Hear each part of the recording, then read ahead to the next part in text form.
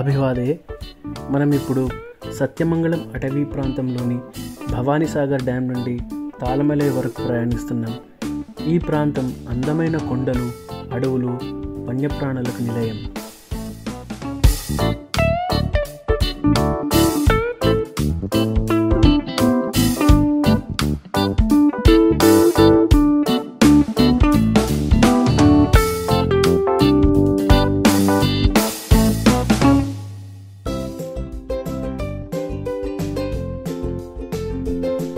ఇంకెక్కడి నుండి మన ఘాట్ రోడ్ ప్రయాణం మొదలవుతుంది. ఈ రోడ్డు 27 పిన్హెడ్ టర్నింగ్స్తో ఎంతో మనోహరంగా ఉంటుంది. ఈరోజు వాతావరణం కూడా మబ్బులతో చాలా చల్లగా, హాయిగా అనిపించింది.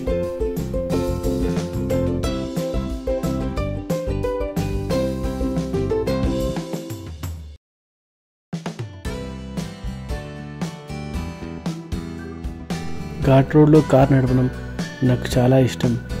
అది మన డ్రైవింగ్ నైపుణ్యతకి ఒక సవాల్లాగా అనిపిస్తుంది.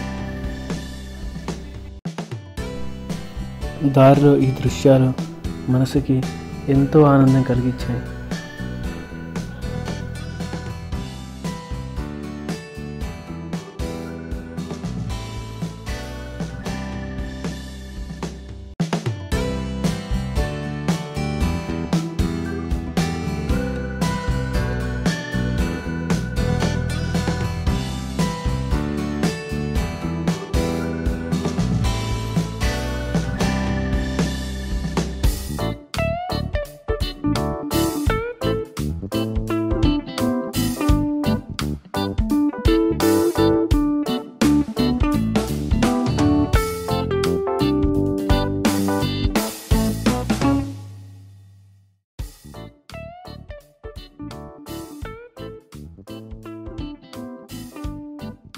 ఆహ్లాదకరమైన ప్రకృతి అందాలను ఆస్వాదిస్తూ మా ప్రయాణం ముందుకు సాగింది.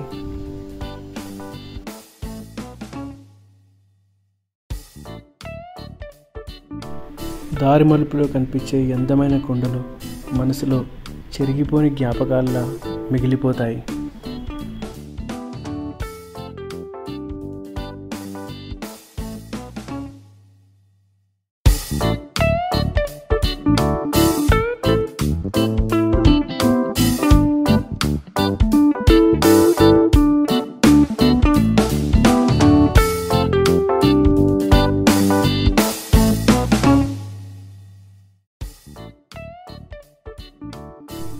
దారిలో ఇలాంటి కొండలు కనిపించినప్పుడల్లా మనసు ఆనందంతో ఉప్పొంగిపోయింది.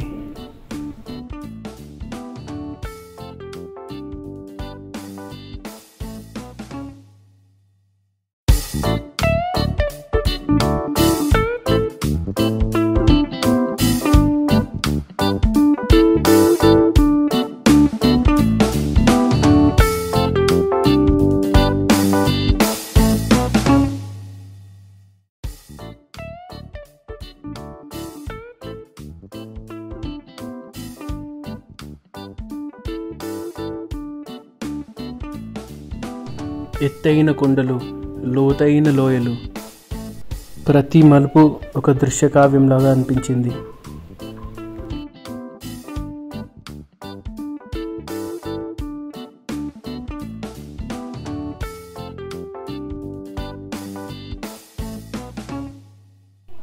ఈ ఘాట్ రోడ్ ప్రయాణం దాదాపు 30 నుంచి 45 నిమిషాల వరకు ఉంటుంది. కానీ మాకు కొంచెం ఎక్కువ సమయమే పట్టింది, ఒక బస్ ఆగిపోవడం వల్ల.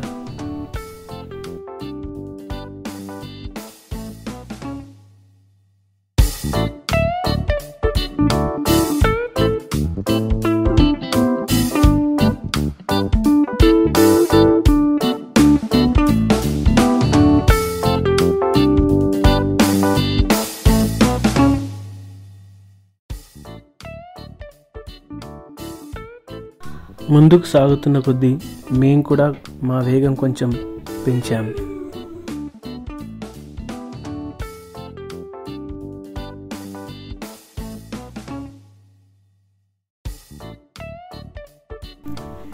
దారిలో ఎక్కడన్నా ఆగి ఫొటోస్ దిగాలనుకున్నాం, కానీ రోడ్డు చిన్నగా ఉండడం వల్ల ఆ అవకాశం దొరకలేదు.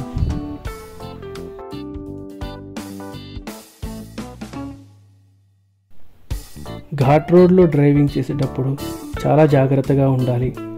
ముందుగా మనం ఇలాంటి ప్రయాణం చేయాలనుకున్నప్పుడు మన వాహనం ఘాట్ రోడ్కి సరిగ్గా ఉందా లేదా అనేది తనిఖీ చేయించుకోవాలి. ఫిట్నెస్ ఉంటేనే ఘాట్ రోడ్లో నడపండి. ఘాట్ ఎక్కేటప్పుడు తప్పకుండా లేన్ డిసిప్లిన్ పాటించండి.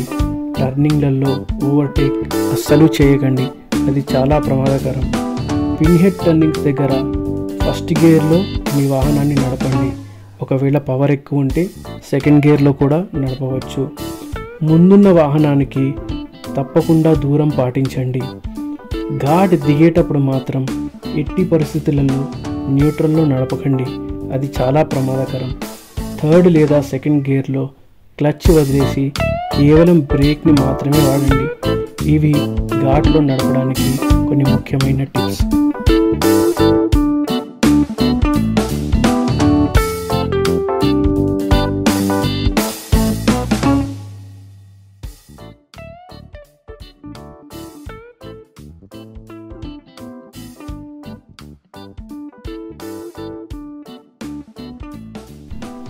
ప్రస్తుతం మనం ప్రయాణిస్తున్న మార్గం తాళమలై రిజర్వ్ ఫారెస్ట్లోని బింబుం ప్రాంతానికి చెందింది. ఈ తాళమలై బింబుం పర్వత శ్రేణులకి చాలా ప్రత్యేకతలు ఉన్నాయి. వాటి గురించి తెలుసుకునే ప్రయత్నం చేద్దాం. ఈ బింబుం తాళమలై శ్రేణిలో ఎన్నో ఎత్తైన శిఖరాలు ఉన్నాయి. వాటిలో అత్యంత ఎత్తైన శిఖరం 1063 మీటర్ల ఎత్తులో ఉంటుంది. అంతేకాకుండా ఈ శ్రేణులలో అరుదైన వృక్ష జాతులు ఎన్నో ఉన్నాయి. వీటిలో కొన్ని ప్రపంచంలోనే అరుదుగా కనిపిస్తాయి. ఉదాహరణకి వెల్వెట్ మార్బుల్, గోల్డెన్ క్యాంప్టీ, red sandal, white sandal, silver oak, blue pine అనే వృక్షాలు ఈ పర్వత శ్రేణులకి ప్రత్యేకత. ఈ రిజర్వ్ ఫారెస్ట్ టైగర్ మరియు ఎలిఫెంట్ జోన్. ఇక్కడ ఎన్నో వన్యప్రాణులు సంచరిస్తూ ఉంటాయి.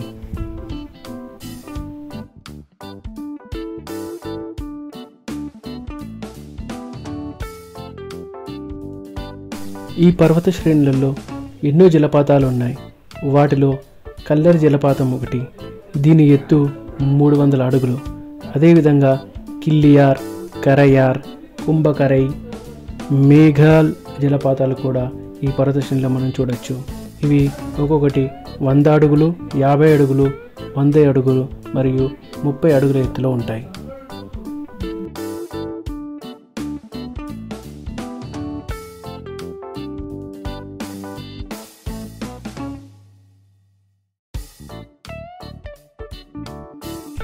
ఈ బింబుం తాళమలై శ్రేణిలో ఎన్నో పురాతన గుహలున్నాయి. వాటిలో కల్లార్ గుహలు, మేఘాల్ గుహలు, కుంభకరై గుహలు, పాపనాశం గుహలు కలవు. వీటిల్లో కల్లార్ గుహలు 1000 సంవత్సరాలు పురాతనమైనవి, మేఘాల్ 500 సంవత్సరాలు, కుంభకరై 1500 సంవత్సరాలు, పాపనాశం 2000 సంవత్సరాలు పురాతనమైనవి.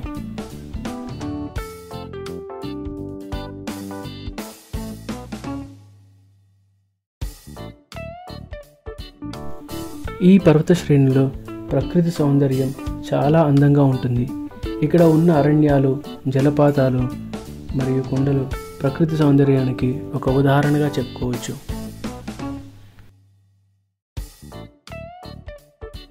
ఇలా పాలమలై బింబుం పర్వత శ్రేణిలో ఎన్నో ప్రత్యేకతలు ఉన్నాయి. కోయంబత్తూరు నుంచి మైసూర్ వెళ్ళాలన్నా, మైసూర్ నుంచి కోయంబత్తూరు వెళ్ళాలన్నా మనం ఈ మార్గంని కూడా ఎంపిక చేసుకోవచ్చు. ఈ మార్గంలో కూడా ఊటీలాగా ఎన్నో ప్రకృతి సౌందర్యాలని మనం చూడవచ్చు.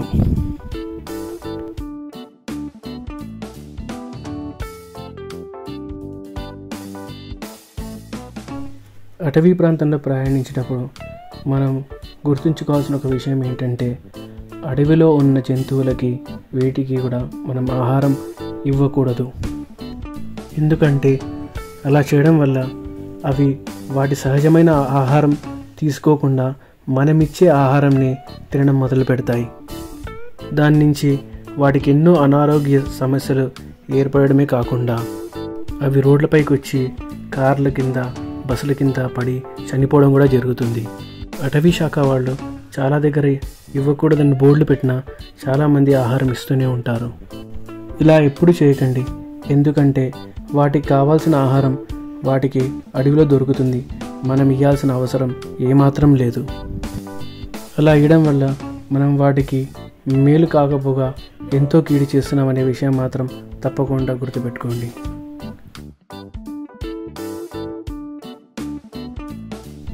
ఈ బింబం తాళమడై శ్రేణులలో ఎన్నో ఏనుగులు సంచరిస్తూ ఉంటాయి. ఈ ప్రాంతం ఏనుగులకు ఒక సహజమైన నివాసం.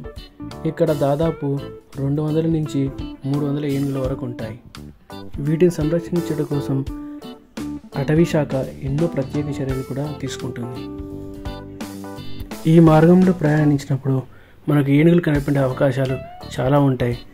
మాకు కూడా ముందు ఏనుగులు కనిపించాయి. అయితే ఏనుగులు కనిపించినప్పుడు మనం కొన్ని జాగ్రత్తలు తప్పకుండా పాటించాలి. ఏనుగు కనిపించినప్పుడు మన వాహనాన్ని తప్పకుండా ఆపేయాలి.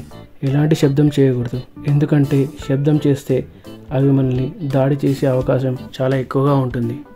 వాటికి దూరం తప్పకుండా పాటించాలి. మనం వాటి దగ్గరికి వెళ్ళడానికి ప్రయత్నం చేయకూడదు. మనం కిందికి దిగి ఫోటోలు తీయడము అట్లాంటిది ఏమాత్రం చేయకూడదు. ఇవి ఏనుగులు కనిపించినప్పుడు మనం తీసుకోవాల్సిన కొన్ని జాగ్రత్తలు. కొద్ది దూరం ప్రయాణం చేయగానే మాకు ఆ అడవిలో 2 ఏనుగులు కనిపించినాయి. అవి చూడగానే మాకు ఎంతో సంతోషం కలిగింది. అవి రోడ్డు పైన లేవు, కాకపోతే అవి రోడ్డు పక్కన అడవిలో ఏదో వాటికి కావాల్సిన ఆహారం తింటున్నాయి. అది చూసినప్పుడు మాకు ఎంతో సంతోషం కలిగింది. మేము అస్సలు ఇది ఊహించలేదు ఏనుగులు కనిపిస్తాయని చెప్పి. ఏనుగు కనిపించడం మాకు మా ఈ ప్రయాణంలో ఎంతో సంతోషాన్ని కలిగించింది.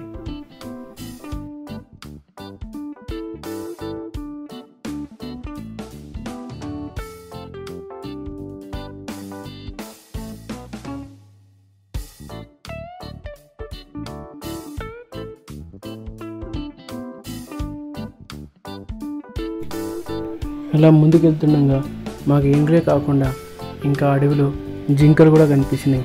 అవి కూడా చూడడానికి చాలా అందంగా ఉన్నాయి.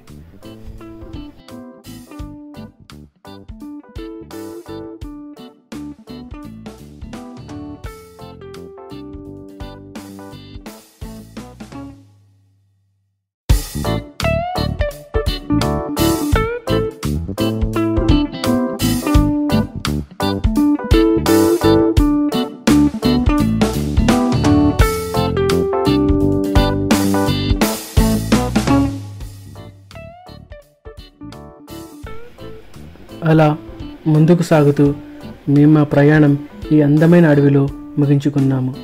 మాకు ఎన్నో అద్భుతమైన దృశ్యాలు కనిపించాయి. అవి మా మనసుని ఎంతగానో ఆనందపరిచాయి. ఇంతటితో మా ఈ తాళమలై ప్రయాణం ముగిసింది. ఇక సెలవు.